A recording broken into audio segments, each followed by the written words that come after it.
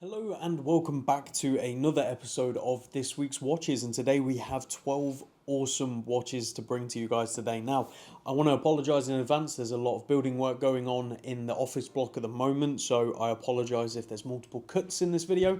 I'm going to do my best to time it in between them, drilling and doing loads of really noisy things. Because if it's not drilling, it's motorbikes on Clerkenwell. But hey, that is how it is. So today we've got some awesome watches. I'm excited to bring you all of them. And as always, in the description, there's a timestamp to go to a specific watch you're wanting to look at. There's also a link to the website where you can go over and see all the information, including extra photos and everything you need to make a purchase, which you can do so directly via the website, or you can book an appointment to come and take a look at the watches. Now, if you're watching this on the Saturday, please do remember Monday is a bank holiday, therefore we will not be in the office and not processing orders. I will probably still be doing emails and replying to you guys and girls, so don't worry. But yeah, just expect a little bit of a slower reply. And also my father's round for this weekend. Sunday is his birthday, so again, please just bear in mind that for Sunday that there probably won't be many replies, if any. But that all being said, I'm very excited to show you what's on the table. We've got 12 watches here today, ranging from entry-level vintage all the way up to something really incredible in vintage, from Amiga and everything in between, including some really cool independent with Habring and something very awesome from Glashutte original that I'm excited to bring you. But before we get into all that, what is on wrist? So we've just got this in and it should be coming to the website next week, all going to plan. That's if it doesn't get snapped up already. But this is an absolutely gorgeous, all original apart from Lumin fill on the bezel, Seiko 62 MAS or the 62 MAS. Specific reference is the 6217-8001. I think that's correct off the top of my head. Absolutely gorgeous watch. Not probably, one of the first true dive watches from Seiko. And that's what makes it so interesting. And this one being 1966 is quite an early example. And the condition is absolutely stupendous. It's just come back from a service this month, 2022, April. And it comes with our 1-year warranty as usual. Absolutely gorgeous. And I do not think it's going to hang around long, especially at our asking price. You'll see a huge variety of prices that these are offered at, but condition is everything. You might be able to find one at a fraction of the cost of this, but I guarantee the condition will be nowhere close to this, so keep that in mind. And before we dive into the watches on the table, as always, if you guys and girls have a watch you would like to sell, get in contact. Either email us at info@kibblewatches, fill out the form on the website, which is the best process, or messages on Instagram, however you want to go about it, and we'll get back to you as soon as we can. We'll either offer to buy your watch, or we will consign it and sell it on your behalf, or we'll at least try and point you in the right direction to sell your watch if it doesn't fit the criteria for either one of those for us. I also do want to say as well, a lot of people have been asking, well, a lot of people are wanting to consign at the moment because, as a lot of you guys have seen, maybe the market's softening a little bit in the topper end stuff. I don't see it translating as much into these kind of pieces, and what I mean by that is the sub £10,000 non-Rolex sport models and Tudor and all that sort of stuff. So that's my take on it, really, nice and brief. I don't think there's any reason to panic yet. Who knows what's going to happen? I think it's just a regular sort of interval of crazy prices that happen very, very quickly, and it's starting to regulate itself and come back down to reality. I don't think there's anything wrong with that, and also don't think there's any need to panic. What I would say is, for those of you who are into those crazy modern sport Rolexes and you want something, now's probably a good time to buy because the prices have come down. So get in contact if you'd like us to source you something. What I would say is keep in mind that we're talking about modern hype Rolex. We're not talking about vintage Rolex Datejust or day dates or old Submariners. We're talking modern hype, so keep that in mind. The rest of that stuff doesn't seem to be making a shift at all, so I think it's pretty safe still. So there we have it. Now that's out of the way, because I'm getting a lot of questions about it, let's take a look at some of the gorgeous watches on the table. We're going to have to start with probably my favourite, which is the Glashutte original. Let's take a closer look. So what a watch to begin with. This is the Glashutte original PanoMaticLunar, and what a beauty it is. I've always been a massive fan of this watch. We had the Panomatic Blue, which was the reserve as opposed to the Lunar. So as you can see, this one has the moon phase up there around 2 o'clock. Really beautiful design, and what for me Glashutte original do really well is quintessential German design and craftsmanship, but at a much more affordable price than the likes of Lange & Söhne or any brands like that. Granted, these are still not cheap if you will, but they are very well valued for how much watch you get, especially when you go see what this price is on the website, if it's still available, because this is an absolutely gorgeous watch, beautifully designed, incredibly well built, and again, all for that kind of price. So as you can see, you've got that sort of German design in terms of offsetting everything, but still making it look absolutely gorgeous and beautiful. You've got the big date over there. It's just beautifully laid out, really well done, nice signed crown, very nice proportions, which we'll get onto in a second, and beautiful strap as well. As you can see there, buckle right there, that just pops open, and then in the back, what Glashutte original and many German brands do so well, finishing to the next level. That also has a 21 carat solid gold rotor counterweight on there, which just helps with the actual usability, but also it looks incredible. You've got swan neck, I believe that's the swan neck regulator, all hand finished. Absolutely gorgeous. Again, go to the website for all the specific details. You know, I'm doing a lot of this off the cuff, but I tried to do my best. Inside this is the automatic Glashutte original caliber 90-02. Very good, reliable movement they've used across the board with certain references. And this example is from July 2021 with its full box and paperwork as you'd expect. And the condition is fantastic. It is a worn watch, so there are some hairline scratches here and there, but overall, very good condition as you'd expect as well.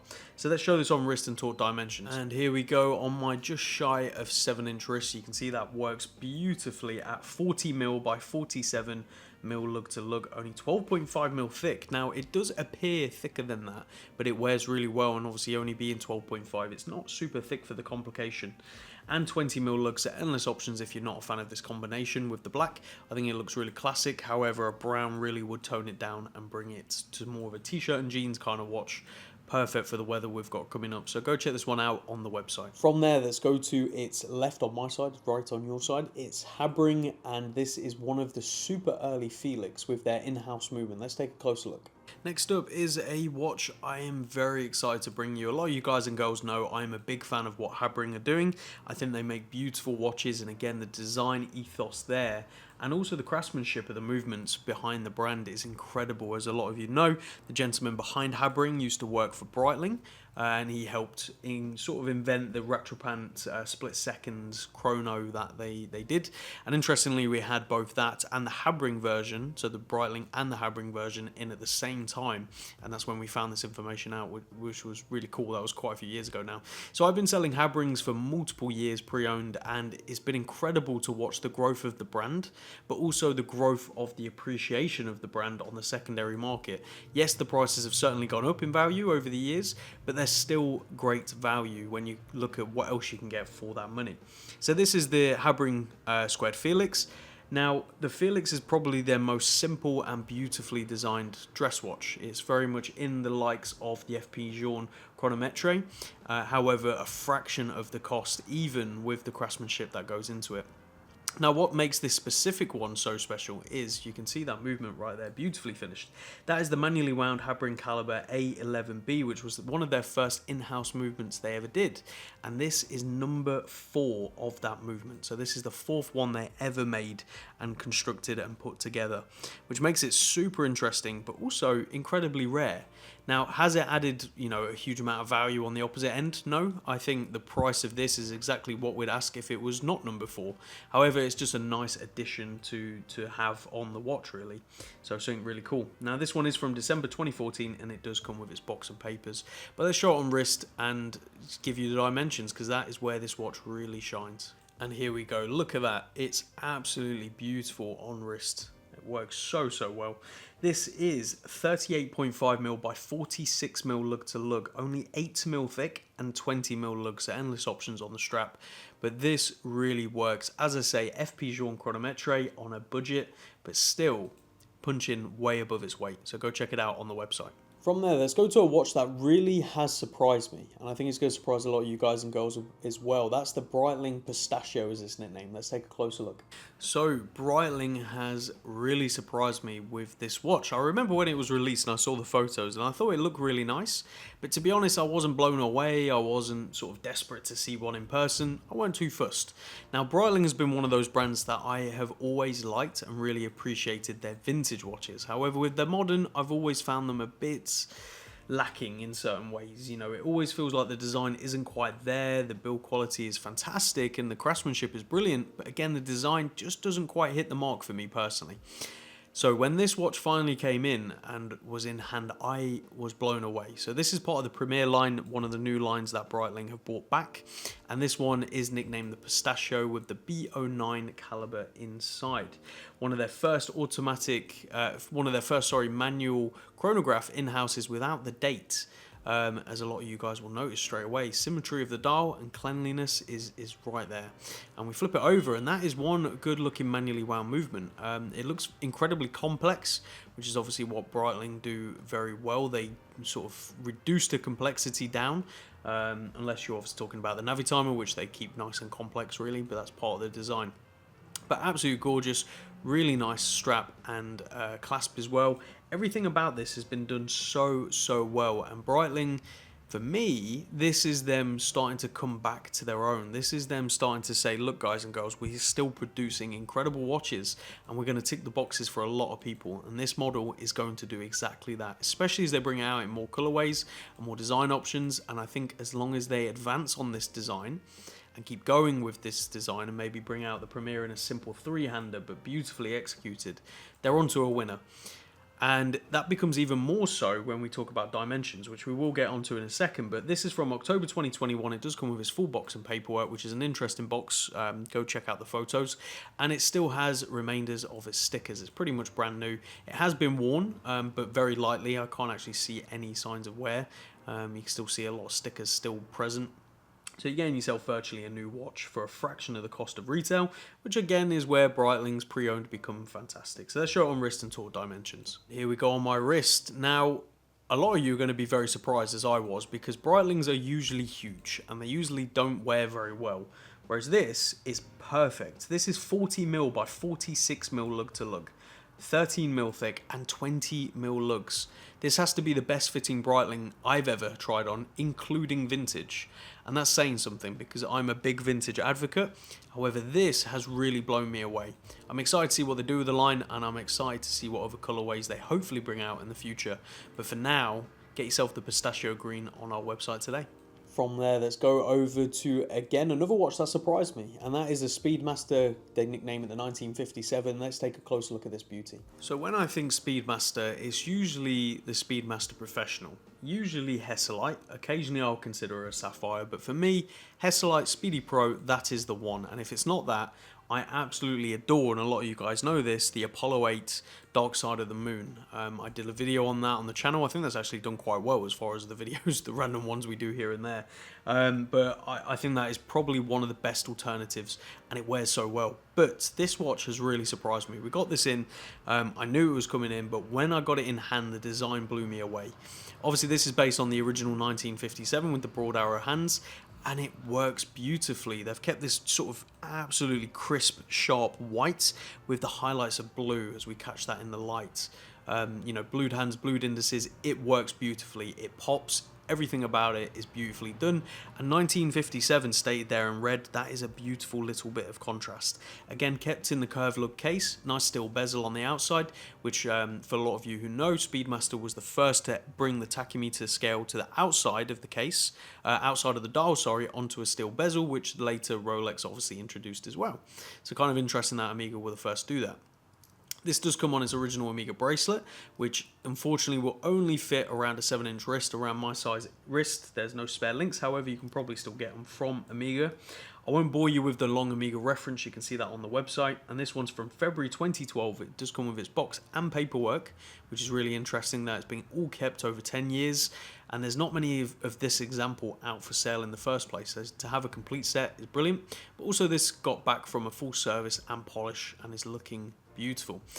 Now, as we open this up, you will see the movement. That is the automatic Omega caliber, caliber 3313. Now, for me, I wish they'd done a closed case back personally. It's not exactly a pretty movement. That rotor looks horrendous, but it is a coaxial, it is automatic, and it isn't huge. And it makes me wonder why on earth. The most of the coaxials now, obviously not including the new Speedmaster, but they were just huge.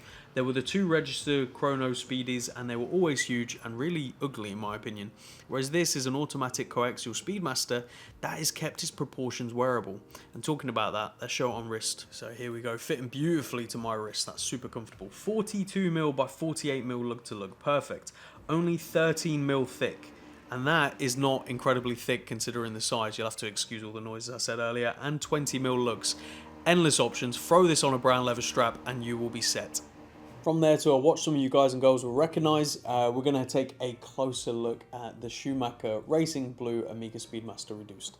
So a lot of you know I'm a big fan of the Speedy Reduced. I owned one personally in the personal collection of birth year for some time. However, I do much prefer the Speedy Pro. I prefer the size and the way it feels on wrist. However, there certainly seems like Omega with the Reduced allowed themselves to have more fun. And what I mean by that is these kind of dial colours you will see on the Speedy Reduced and not so much in the Speedmasters. And that to me is awesome. I love that. And it's the same with Rolex and Tudor in my opinion. The sort of family company allows themselves to have more fun and be more adventurous within the Tudor range than they will with the Rolex range.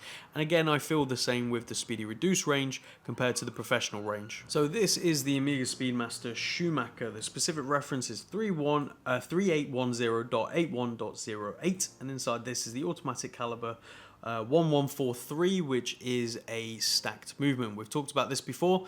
What that essentially means is there is an automatic watch with a chronograph module on top. Now the way you can see this is the crown is offset to the pushers. So basically that crown is going straight into the automatic module and the pushers are obviously for the chronograph module that's built on top of the movement. Something to keep in mind. But anyway, absolute gorgeous blue dial, contrast of white and red, it's perfect.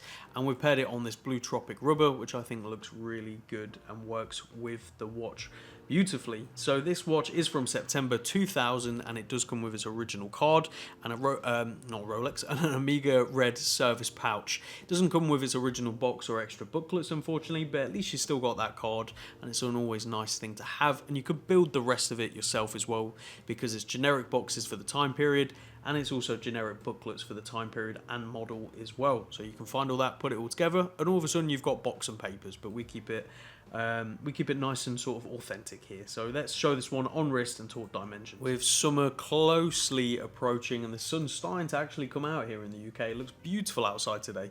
This is the watch you want to be wearing in the sun. 39mm by 45mm lug to lug, only 12mm thick and 18mm lugs. Endless options, but what a good looking watch. And as I say, as soon as that sun hits it, it pops. So go check it out on the website today. From there to arguably one of the most quintessential Panerais, let's take a closer look at this awesome watch. So it's time for quintessential Panerai, and what I mean by that is you look at this watch and it is unmistakably Panerai, Panerai DNA and Panerai history. This is the Luminor black base as it's often known, and it's the PAM 00112, so the PAM 112. And this is an absolutely awesome watch from November 2015. It does come with its full box and paperwork, plus a variety of strap options from Panerai as well, so make sure you check out the photos on the website. You've got that classic sandwich dial, which is obviously black as we said, and it just works. The whole thing about this is awesome, and that's what I love about Panerai. You've got the crown guard over here, again, unmistakable, part of their DNA and part of their history. Not something they have to do now. You know, we have the technology to be able to create the watertightness without this feature, but again, it harps back to what they had to do back then before the days they could produce watches that could hold in the tightness. So the way this works is that lifts up and it allows you to wind, set the time, do all the normal stuff you would do with your watch, and pushing that back down, it basically pushes the crown all the way in. And this was one of their ways of keeping moisture out of the watch when diving. A very ingenious solution to a difficult problem, and one that hadn't been that thought about up until this point. You can see you've got the original black Panerai rubber strap, and we flip it over and you have a large exhibition case back, showcasing the manually wound Panerai caliber OPX, which is basically a manually wound ETA. Nicely finished and very, very cool. But let's show this one on wrist and talk dimensions. And here we go. So Panerai are not small. That's something that's always been the case and always will be the case. They shouldn't be small. Again, it goes back to the design, legibility and function, which was a big, robust watch. And this ticks all those boxes. However, they do wear surprisingly well considering the size. So this is 44mm by 53mm lug to lug, 14.5mm thick and 24mm lugs. So again, there are a lot of options other than just Panerai for straps, but as I say, this comes with a good variety of options, more than you'd probably ever need. So go check this one out on the website and pick yourself up a absolute deal. Now on to what is still one of my favourite Bremonts, and that is the Bremont U2/T for Timeless. Let's take a closer look. So those of you who know me will know I've always been fairly critical of Bremont. I've always pointed out what I like and dislike about them, and I will continue to do that. I think some of the practices they've done over the years have been pretty terrible, and I think sometimes they're not flying the British flag the way they should be. I think there's brands out there that do it far better. All that being said, I think the watches are fantastic. I think they are built incredibly well and the designs are great. However, if you can buy one pre-owned, get one pre-owned. Do not go buy one brand new at retail because you're going to lose a lot of money. And I know that's the case for a lot of watches, but it's especially the case for Bremont. And I used to work retail, and I remember the spiel they used to want us to say about Bremont, and it usually did involve something about retaining value and collectors and all this, that and the other. It's not really true. So just keep that in mind when you're buying Bremont. Buy pre-owned. And this one is one of my favorites that they've released. This is the U2/T for Timeless, one of their Timeless limited editions. Absolutely awesome design, only 100 made, really gorgeous case construction, which is part of their triptych design. 3 pieces with the front case, the middle case and the back case. The middle case housing all of their anti-magnetic properties and shock resistant technologies. But most importantly for me, the design is everything about this one. You've got that awesome matte black, almost bordering on subtle grey dial with the faux patina, which absolutely pops, and the dark blued hands. Original crowns as well, which features the Bremont logo and also the Timeless star, all with the brown center case, which really works, especially on this brown strap and buckle. Gorgeous watch, gorgeous design, and inside is the automatic Bremont caliber BE-36AE, which is basically a modified ETA. And this one's from July 2017 with its box and papers. So let's show it on wrist and talk dimensions. And here we go on my wrist. You're really going to have to forgive all the noise, guys and girls. I'm very sorry. Not a lot we can do, unfortunately. But this is 43mm by 49.5mm lug to lug. So these are big watches, but they wear well. They've sort of kept it under that 50mm lug to lug I always go on about. It's 14.5mm thick, so it's certainly not thin, but again, it does wear well, and 22mm lugs, so endless options other than just Bremont straps. However, the Bremont straps are very good, especially once you wear the thicker ones in. This one's a bit more supple than usual, but the thicker straps, once worn in, they're going to last you a very long time. So go check this one out on the website and save yourself a lot off retail. Now we've gone through those awesome modern watches, let's go on to a vintage. Let's actually do both vintage. Let's first take a look at this awesome Omega Constellation, and what makes it really special is it comes with this box and papers from 1969. All of that has stayed together for that long, which is incredible. Let's take a closer look. So it's vintage Omega time, and I'm very excited to bring you this gorgeous Omega Constellation, which is part of their chronometer certified range. And this one is the reference 167021, and it comes with its original box and paperwork from Omega, which are dated from September 1969. Absolutely awesome design with the all black onyx and the black hands with the gold trim. Again, Omega really do this well with the silver, with the stainless steel case and the silver dials, and then the contrasting of gold. It just really pops and works on an all stainless steel watch. Now, what makes this Constellation quite special and this reference quite special is the profile. It's very flat, and it allows for it to wear slightly bigger than the dimensions will lead you to believe, which we'll get onto in a minute.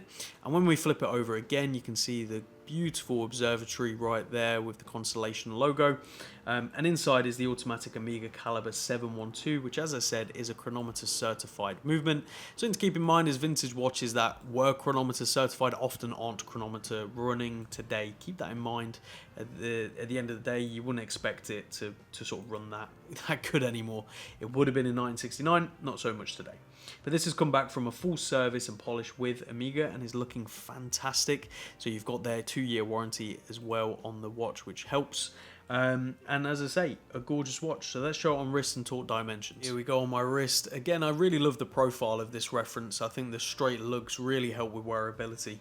This is 33mm by 39mm lug to lug, only 8mm thick, so super thin and low on the wrist, and 19mm lugs, a little bit awkward on that lug length, but there certainly are plenty of options out there, so don't worry. A nice brown strap would really suit this and tone it down a little bit in my opinion, but the black looks fantastic as well, so go check it out on the website. Now on to the opposite end of the spectrum completely, to a vintage watch that's under £300. This is what I love about vintage, you can still find incredible deals. Let's take a closer look at the Cyma. So it's time for some vintage goodness that isn't expensive, and this is a absolute awesome Cyma automatic, Cyma Flex as they call it, Navy Star. I absolutely love this. The patina is gorgeous, it's even, everything just looks good, and again at the price point it's fantastic.